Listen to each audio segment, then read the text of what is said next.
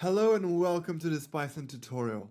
So this tutorial is going to be another quick tutorial because we will just initialize our convolutional neural network, and we know how to do this. It's exactly the same as initializing a classic artificial neural network.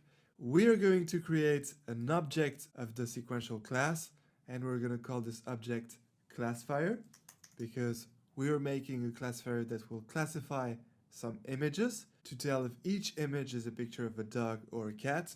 So we're doing nothing else than classification.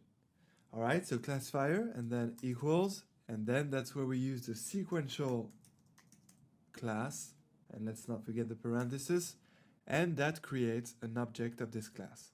And that's done. That's all we need to do to initialize our CNN.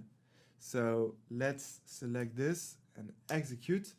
And now our convolutional neural network is initialized. So now we can move on to the exciting part, adding the different layers. And the first layer that we're going to add is the convolutional layer, and that's what we'll do in the next tutorial. Until then, enjoy machine learning!